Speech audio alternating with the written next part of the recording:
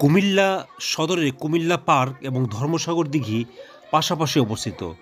আজ আপনাদের কুমিল্লা পার্ক এবং ধর্মসাগর দিঘি দেখাবো। এটি কুমিল্লার সদরে অবস্থিত। চলুন ঘুরে দেখি কুমিল্লা পার্ক এবং ধর্মসাগর দিঘি। ত্রিপুরার মহারাজা ধর্মমাণিক্য 1714 থেকে 1732 সালে কুমিল্লার সদরে ধর্মসাগর নামে একটি দিঘি খনন করে। আপনারা সেই ধর্মসাগর দিঘি দেখছেন। এটি কুমিল্লা সদরে অবস্থিত। বর্তমানে ধর্মসাগরের আয়তন 23.18 একর। এটির পূর্বে কুমিল্লা স্টেডিয়াম ও কুমিল্লা জেলা স্কুল, দক্ষিণে কুমিল্লা মহিলা মহাবিদ্যালয় কলেজ, উত্তরে সিটি কর্পোরেশনের উদ্যান ও জেলা প্রশাসনের কার্যালয়। কুমিল্লার শহরবাসীর নিকট এই দিঘিটি একটি বিনোদন কেন্দ্র হিসেবে বিবেচিত হয়ে থাকে। আপনারা সেই ভিডিওতে ধর্মসাগর দিঘি দেখছেন। এখানে অবকাশ উদযাপনের নিমিত্ত প্রতিদিন বিপুল জনসমাগম হয়ে থাকে। এছাড়া সারা দেশেই ধর্মসাগরের প্রসিদ্ধি রয়েছে। ধর্মসাগরের উত্তর কোণে রয়েছে রানীর কুঠির পৌর পার্ক, পূর্ব দিকে কুমিল্লা স্টেডিয়াম, কুমিল্লা জেলা স্কুল, দক্ষিণ পারে কুমিল্লা মহাবিদ্যালয়, আর পশ্চিমে বসার ব্যবস্থা আছে। স্থানীয় অধিবাসী ছাড়াও পর্যটকের আগমন ঘটে। দিঘিপাড়ের সবুজ বড় বড় গাছের সারি ধর্মসাগরকে দিয়েছে ভিন্ন মাত্রা। আপনারা দেখছেন, দূর থেকে সেই গাছ দেখা যাচ্ছে। তাছাড়াও শীতকালে ধর্মসাগরে প্রচুর অতিথি পাখির আগমন ঘটে।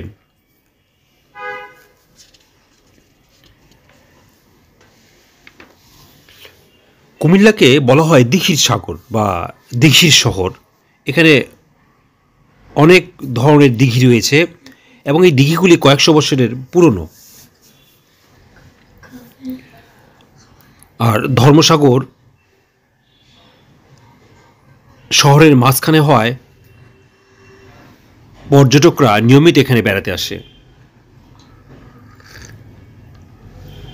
সাগরের পাশেই রয়েছে পৌর পার্ক। আপনারা সেই পৌর পার্ক দেখছেন। পৌর পার্কটাও অনেক বড় এবং এই পৌর পার্কে প্রচুর গাছ রয়েছে। সকালে বিকালে প্রচুর মানুষের আনাগোনা দেখা যায় এখানে। পার্কের মধ্যে পায়ে হাঁটার পথ রয়েছে এবং বসার জন্য প্রচুর জায়গা রয়েছে। কুমিল্লারবাসী এই ধর্মসাগরকে মনে প্রাণে ধারণ করেছে। ঢাকার বাইরে থেকেও যারা আসে তারা এই ধর্মসাগর এবং এই পৌর পার্ক দেখতে আসে। প্রতিদিন সকালে এবং প্রতিদিন সন্ধ্যায় এখানে প্রচুর মানুষের আনাগোনা হয়। এছাড়া এই ধর্মসাগরে বছরের বিভিন্ন সময়ে মাছ টিকিট কেটে মাছ ধরার আয়োজন করা হয়। আর তাই এই ধর্মসাগর সারা দেশেই পরিচিত।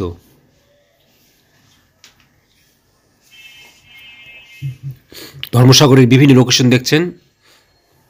ধর্মসাগর এবং পৌর পার্ক দুটো পাশাপাশি হওয়াতে এটাকে কেন্দ্র করে প্রচুর দর্শকের সমাগম ঘটে।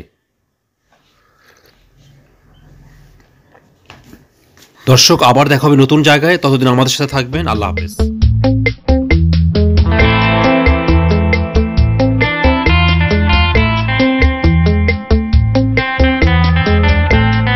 আপনারা এবং এক প্রান্ত থেকে আরেক প্রান্ত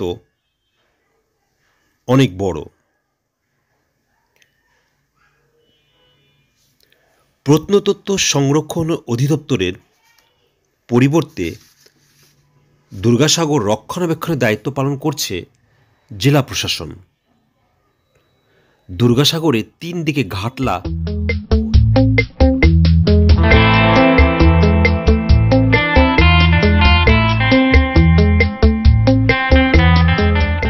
বরিশাল বাবুগঞ্জ উপজেলায় রয়েছে দুর্গাসাগর দিঘি, যেটি ঐতিহাসিক, সেটি দেখাবো। নিয়ে যাচ্ছি আপনাদের সুদূর বরিশালের বাবুগঞ্জ উপজেলার দুর্গাসাগর দিঘি দেখাতে। 1780 খ্রিস্টাব্দে চন্দ্রদ্বীপ পরগনার তৎকালীন রাজা শিবনারায়ণ এলাকাবাসীর পানি সংকট নিরসনে মাধব পাশায় একটি বৃহৎ দিঘি খনন করেন। তার মা দুর্গাদেবীর নামে দিঘিটির নামকরণ করা হয় দুর্গাসাগর। আপনারা ভিডিওতে দুর্গাসাগর দিঘি দেখছেন। এই দিঘি খুবই সুন্দর, চারদিকে প্রচুর গাছ রয়েছে। দিঘিতে ঘুরে বেড়ানোর জন্য কিছু বোট রয়েছে, দেখছেন আপনারা, এবং এক প্রান্ত থেকে আরেক প্রান্ত অনেক বড়।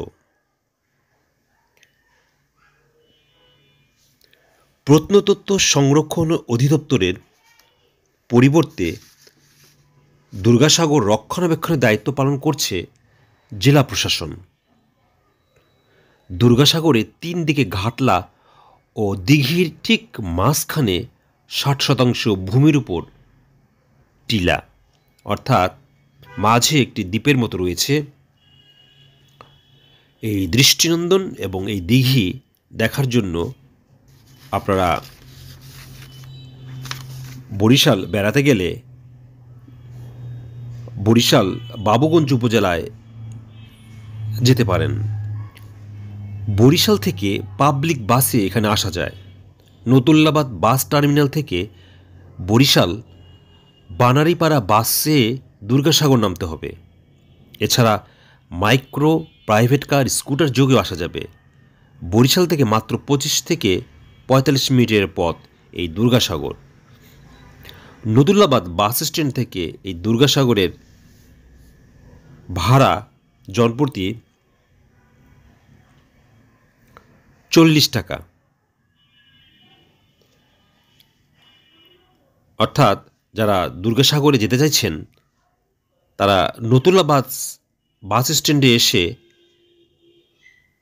অটোতে করে 30-40 টাকায় যেতে পারবেন।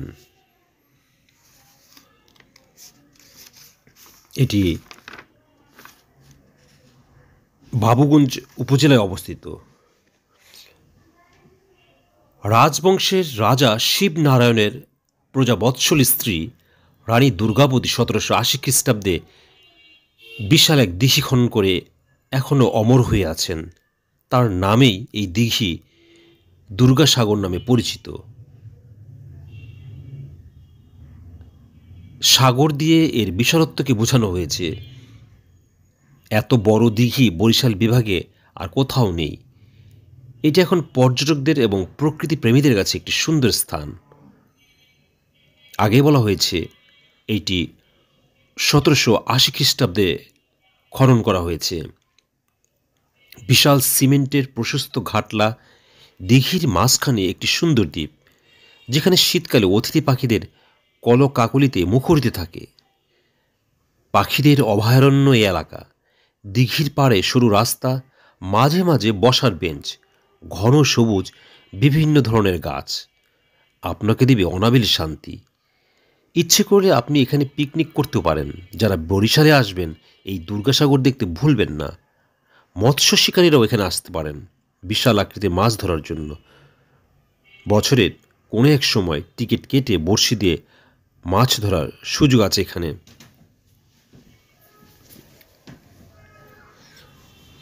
দুর্গাসাগর দিঘিতে প্রবেশ করতে জনপ্রতি 10 টাকা নেওয়া হয়ে থাকে। যারা বরিশাল বেড়াতে যাবেন তারা অবশ্যই এই দিঘি দেখবেন। এই দুর্গাসাগর এই দিঘি থেকে একটু দূরেই রয়েছে একটি প্রাচীন বা নতুন মসজিদ, সেটিও দেখতে পারেন। দিঘিটি সীমানা প্রাচীর দিয়ে ঘেরা।